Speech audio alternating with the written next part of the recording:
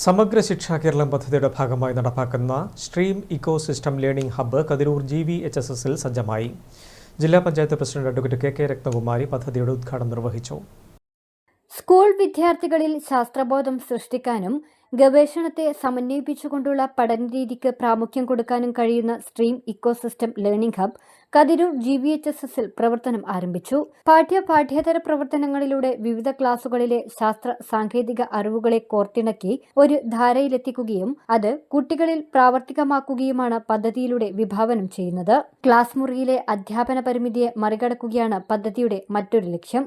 ജില്ലാ panchayat president advocate KK Rathnakumari stream ecosystem learning ഹബിന്റെ ഉദ്ഘാടനം നിർവഹിച്ചു.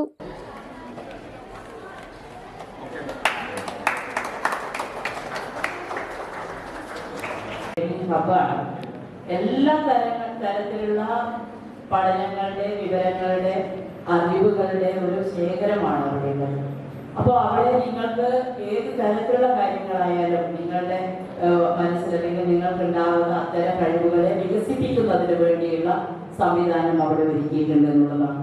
അപ്പം മുന്നേ ഒരു സ്കൂളിൽ ഇത്തരത്തിലുള്ള ഒരു ലാബ് ഉദ്ഘാടനം ചെയ്യുമ്പോൾ അവിടെ പറഞ്ഞിട്ടുള്ളത് അവിടെയുള്ള ഒരു ബൾബ് അത് കേടായി കത്താത്തൊരു ബൾബായിരുന്നു. അത് അവിടെ ചെന്ന് അവരിതെല്ലാം മാറ്റി ചെയ്തപ്പോൾ അത് നന്നായി പ്രകാശിച്ചു. അപ്പോൾ ആ രീതിയിൽ നമ്മുടെ കഴിവുകളെ വികസിപ്പിച്ചെടുക്കുന്നതിന് വേണ്ടി ഇത്തരത്തിലുള്ള ലാബുകളിലൂടെ സാധ്യമാവും. ചടങ്ങിൽ Panoor block panchayat president A. Shailaja അധ്യക്ഷത വഹിച്ചു. DPC EC വിനോദ് പദ്ധതി വിശദീകരണം നടത്തി.